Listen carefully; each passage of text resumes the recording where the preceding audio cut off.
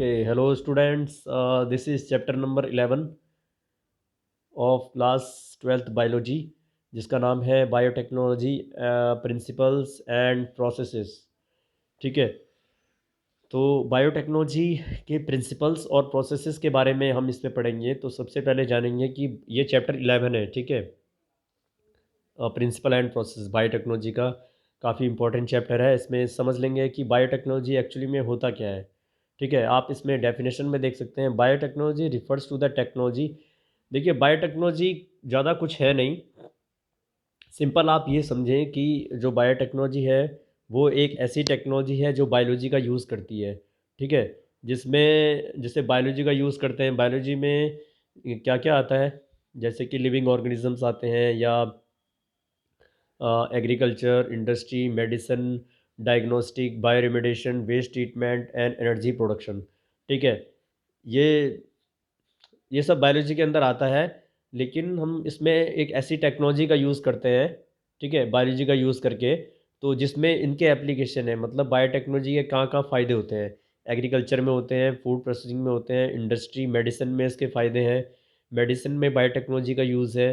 Waste treatment करना हो किसी भी वेस्ट प्रोडक्ट का, वहाँ पर बायोटेक्नोलॉजी का यूज़ किया जाता है। ठीक है, अब इसमें देख सकते हैं EFB, जो यूरोपियन फेडरेशन ऑफ बायोटेक्नोलॉजी है, उन्होंने क्या डिफ़ाइन किया है बायोटेक्नोलॉजी को। उन्होंने बताया है कि biotechnology as the integration of natural science. Biotechnology क्या है, एक इंटीग्रेशन है नेचुरल साइंस का और ऑर्गेनिजम्स का।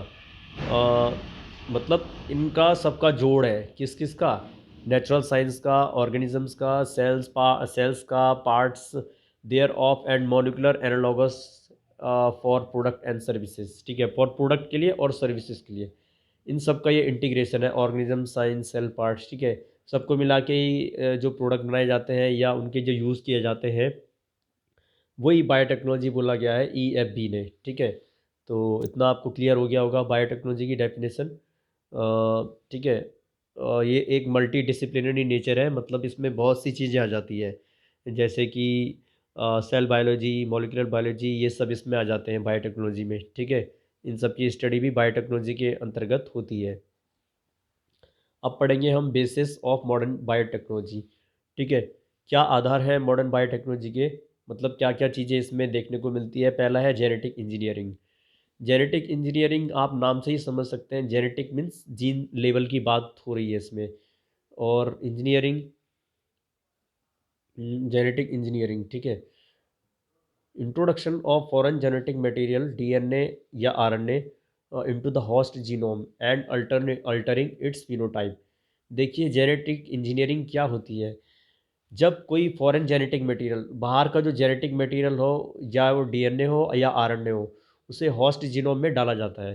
ठीक है, और उसको जो फिनोटाइप होता है, फिनोटाइप मीन्स, जी, एक तो जीनोटाइप होता है जो जीन लेवल की बात होती है, एक फिनोटाइप होता है मतलब उसका फिजिकल स्ट्रक्चर कैसा है, वो चेंज हो जाता है। जेनेटिक लेवल पे चेंज होगा तो उसका फिनोटाइप भी ऑटोमेटिकली चेंज हो जाएगा। ठीक है, जब कोई जेनेटिक मटेरियल ट्रांसफ़र किया जाता है किसी होस्ट जीनोम में, मतलब एक जीनोम, एक से दूसरे जगह, जब जेनेटिक मटेरियल का ट्रांसफ़र होता है, उसे ही जेनेटिक इंजीनियरिंग कहते हैं। दूसरा है एसेप्टिक टेक्निक।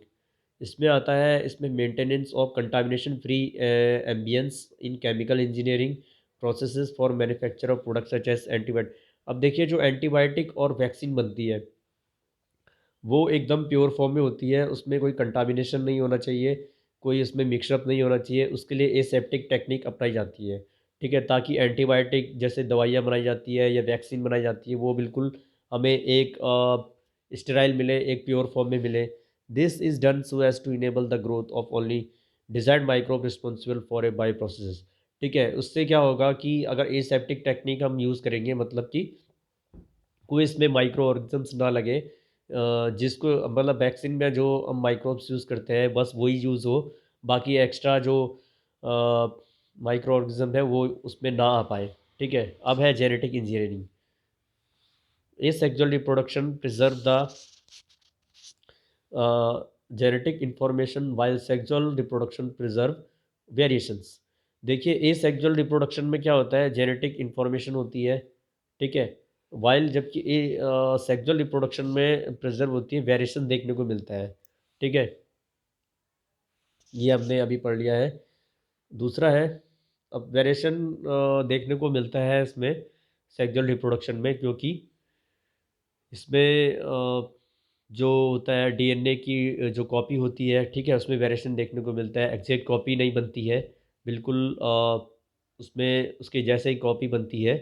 तो उसमें अलग अलग जो जनरेशन जिस जनरेशन में पास होता जाता है, तो इसमें इसलिए वेरिएशन देखने को मिलता है। ठीक है, डीएनए कॉपी होता जाता है। Plant and animal hybridization procedure often result in introduction of undesirable genes along with desirable ones। ठीक है, और इसमें एनिमल हाइब्रिडाइजेशन देखने को मिलता है और प्लांट हाइब्रिडाइजेशन देखने को मिलता है जेनेटिक इंजीनियरिंग में, जिससे क्या होता है, undesirable genes result in introduction of undesirable genes along with desirable ones. ठीक है, इसमें हमें अनडिज़ायरेबल जीन्स अभी देखने को मिलते हैं डिज़ायरेबल जीन्स के साथ साथ। जेनेटिक इंजीनियरिंग इस ओवरकम को कम करने के लिए जेनेटिक इंजीनियरिंग में ये यूज़ किए जाते हैं creation of RDT, recombinant DNA. ठीक है, रिकॉम्बिनेंट डीएनए, जीन क्लोनिंग और gene transfer into host organisms, ये जेनेटिक इंजीनियरिंग में देखने को मिलते हैं। अब है इसमें आगे, the introduce piece of DNA does not replicate in the host unless it is integrated with the chromosomes of host. जो the introduce piece of DNA does not replicate, जो introduce piece of DNA does not replicate in the host unless it is integrated with the chromosome of host. ये DNA तब तक replicate नहीं करता जब तक कि ये विद क्रोमोसोम्स, जो हॉस्ट का जो क्रोमोसोम्स होता है, तब जब तक उसके साथ ये इंटीग्रेट ना हो जाए, ये तब तक रेप्लिकेट नहीं करता है। कि आगे है इसमें, replicated for getting replicated foreign DNA must integrated in the host DNA sequence. Foreign DNA को क्या होना चाहिए, इंटीग्रेट होना चाहिए होस्ट डीएनए के साथ, जिसमें कि ओरिजिन ऑफ रेप्लिकेशन होगा इसमें। व्हेन दिस इंटीग्रेशन अगर, जब ये इंटीग्रेट हो जाएगा होस्ट डीएनए के साथ, ठीक है, तो फॉरेन डीएनए रेप्लिकेट हो जाएगा और मैनी कॉपीज, बहुत सारी कॉपीज में बन जाएंगी। इस जिसमें ओरिजिन ऑफ रेप्लिकेशन होगा उसी पॉइंट पे रेप्लिकेट होता जाएगा डीएनए। ठीक है, और construction of recombinant DNA, recombinant DNA कैसे बनेगा। ठीक है, मतलब इसमें है प्लाज्मिड का यूज़ करते हैं। प्लाज्मिड क्या होता है, एक्स्ट्रा क्रोमोसोमल डीएनए होता है। ठीक है, ये सर्कुलर होता है और इसे एक्स्ट्रा क्रोमोसोमल डीएनए कहते हैं। ये रेप्लिकेट ऑटोनोमसली रेप्लिकेटिंग, अपने आप ही ये रेप्लिकेट करता है। और ये इसको प्लाज्मिड को आइसोलेट किया जाता है पहले, फिर plasmid DNA act as, plasmid जो डीएनए होता है वो एक वेक्टर की तरह काम करता है। तो इसका एक, it is use to transfer the piece of DNA attach to the host. ये वेक्टर इसलिए यूज़ किया जाता है ताकि इसमें डीएनए दूसरे होस्ट में डी attach to, transfer the piece of DNA attach to DNA को, डीएनए का पीस ट्रांसफ़र कर सकें हम प्लाज्मिड में, ताकि ये होस्ट में हम पहुंचा सकें इसे। ठीक है, इसलिए वेक्टर की तरह काम करता है। वेक्टर का मतलब होता है कि ये एक जगह से दूसरी जगह ट्रांसफ़र करने के काम आएगा डीएनए का। अब है, the plasmid DNA also contain genes. Plasmid DNA में जीन्स भी होते हैं जो कि रिस्पॉन्सिबल होते हैं for providing antibiotic resistant to the bacteria. ठीक है, जो कि बैक्टीरिया को बचा सके एंटीबायोटिक से, responsible for providing antibiotic resistance to the bacteria. ठीक है, plasmid DNA was cut with a, और फिर प्लाज्मिड डीएनए को एक स्पेसिफिक साइट में कट किया जाता है रेस्ट्रिक्शन इंजाइम की मदद से। मॉलिकुलर सीजर बोला जाता है उसे, दैट कट डीएनए एट, एक स्पेसिफिक जगह पे वो कट कर दिया जाता है प्लाज्मिड डीएनए। ठीक है, और फिर उस डीएनए को इंसर्ट किया जाता है, but also cut with the same restriction enzyme. फिर डीएनए जहाँ पर उसको प्लेस करना है, वो सेम रेस्ट्रिक्शन इंजाइम का यूज़ किया जाता है, वहाँ पर भी हल्का सा कट कर दिया जाता है। और फिर डीएनए लाइगेज के मदद से उसको जोड़ा जाता है। ठीक है, डीएनए लाइगेज इंजाइम की मदद से उसको जोड़ा जाता है। ठीक है, और फिर हमें एक नया डीएनए मिलता है जो कि एक रिकॉम्बिनेंट डीएनए कहलाया जाता है। रिकॉम्बिनेंट मीन्स दो डीएनए आपस में मिले हुए हैं। एक तो जो बाहर से डीएनए वेक्टर की मदद से पहुंचाया गया, ठीक है, इसलिए ये मिक्सअप हो गया, तो रिकॉम्बिनेंट डीएनए बोला जाएगा इसे। रिकॉम्बिनेंट डीएनए को फिर ट्रांसफ़र किया जाएगा होस्ट में। ठीक है, अब ये रिकॉम्बिनेंट डीएनए बना, उसको होस्ट में पहुंचाना है। जैसे ई कोलाई में, ई कोलाई बैक्टीरिया है, उसमें डाला जाता है, वेयर इट जहाँ ये रेप्लिकेट करता है by using the host replicating machinery. Host replicating मतलब जो होस्ट की जो मशीनरी है रेप्लिकेट डी करने की, जो डीएनए को रेप्लिकेट करता है, अब ये बाहर वाले रिकॉम्बिनेंट डीएनए को रेप्लिकेट करेगा। ठीक है, व्हेन इकोलाई इज कल्चर्ड इन, जब इकोलाई को बाहर लैब में एक कल्चर्ड मीडियम में से इकोलाई को कल्चर किया जाता है, मीडियम में जिसमें एंटीबायोटिक होती है, only cells of containing recombinant DNA will be able to survive. केवल वो सेल्स जिसमें रिकॉम्बिनेंट डीएनए होगा वो सर्वाइव करेगी, क्योंकि उनमें क्या थी, रिकॉम्बिनेंट एंटीबायोटिक रेसिस्टेंट जीन्स थी। मैंने बताया था उसमें कि उनमें क्या खास बात होती है, उस डीएनए में खास बात थी कि वो एंटीबायोटिक का कोई असर नहीं करेगा उसमें। ठीक है, तो ये ऐसा मीडियम है जिसमें एंटीबायोटिक है, तो इस रिकॉम्बिनेंट डीएनए ये सर्वाइव कर लेंगे क्योंकि इन पे एंटीबायोटिक का असर नहीं पड़ेगा। And one will be able to isolate the recombinant, और बाकी से ये अलग हो जाएगा रिकॉम्बिनेंट डीएनए। ठीक है, इस तरीके से ये सेपरेट हो जाएगा recombinant DNA. Restriction enzyme as a tool of RDT. अब इसमें कुछ रेस्ट्रिक्शन इंजाइम है जो कि एक टूल्स है आरडीटी के। आरडीटी होती है recombinant DNA technology. Restriction enzymes are specialise enzyme. Restriction enzyme क्या है, ये कुछ स्पेशलाइज एंजाइम है जो कि रिकग्नाइज करते हैं, पहचानते हैं and cut a particular sequence of DNA, जो कि डीएनए सीक्वेंस को पहचान लेते हैं कहाँ पर कट करना है। और इसीलिए इनको एक रेस्ट्रिक्शन एंजाइम्स, एक स्पेशलाइज एंजाइम बोला गया है। अब है न्यूक्लियसेस दो टाइप के होते हैं। ठीक है, ये भी एक टूल है आरडीटी का। न्यूक्लियसेस दो टाइप के होते हैं, एक होता है एंडोन्यूक्लियसिस, दूसरा होता है एक्सोन्यूक्लियसिस। एंडोन्यूक्लियसिस डीएनए को कट करेगा एट स्पेसिफिक पोजीशन में विद इन द डीएनए। एक स्पेसिफिक पोजीशन होगी, ठीक है, वहीं पर ही कट करेगा और कहीं नहीं करेगा विद इन द डीएनए में। जबकि एक्सोन्यूक्लियसिस क्या होता है, cut the DNA at the ends. ये डीएनए को कट करेगा केवल एंड में। ठीक है, मतलब बाहरी जगह पे, एक्सो इसीलिए बोला गया है, एंड पे कट करेगा। Remove the nucleotide at the end of the DNA, और फिर न्यूक्लियोटाइड को ये रिमूव कर देगा at the ends of the DNA, DNA के आखिरी हिस्से में। ठीक है, तो इन दोनों का डिफरेंस आपको समझ आ गया होगा, एंडो और एक्सो का। और every restriction enzymes identifies different sequences. हर रेस्ट्रिक्शन इंजाइम क्या करता है, आइडेंटिफाई कर लेता है डिफरेंट सीक्वेंसेस को, रिकग्नाइजेशन सीक्वेंसेस। ठीक है, उसको बोलते हैं रिकग्नाइज। देखिए, हर रेस्ट्रिक्शन इंजाइम की अपनी एक आइडेंटिफिक पोजीशन होती है कि वहाँ पर वो कट करेगा। उनको पता होता है रेस्ट्रिक्शन इंजाइम को कहाँ पर उसको कट करना है। ठीक है, उसको बोलते हैं रिकग्नाइजेशन सीक्वेंस।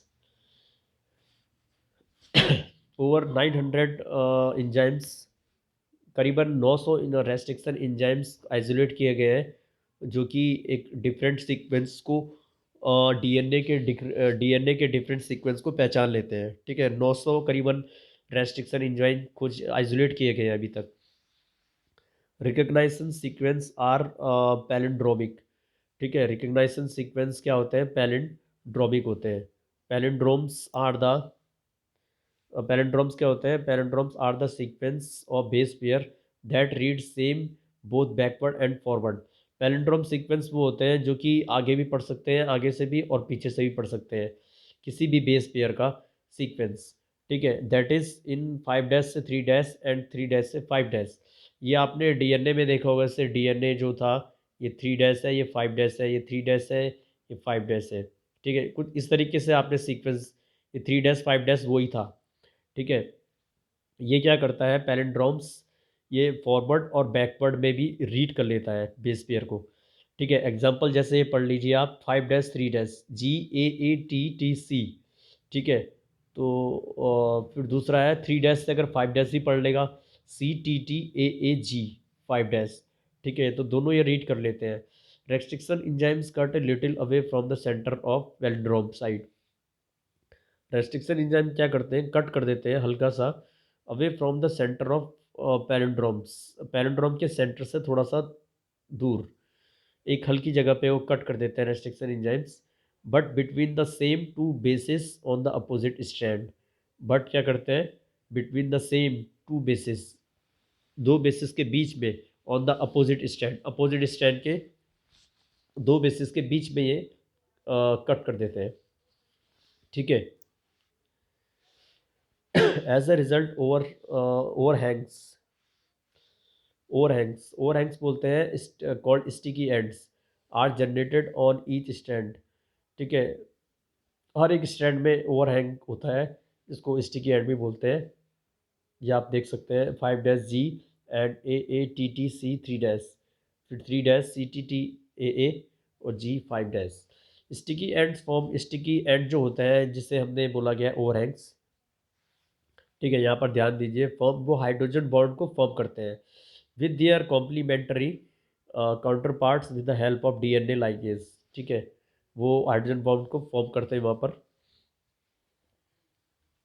और कॉम्प्लीमेंट्री होते हैं DNA लाइगेज की मदद से। All these process form the basis of RDT, और ये सारे प्रोसेस क्या करते हैं, RDT को फॉर्म करते हैं।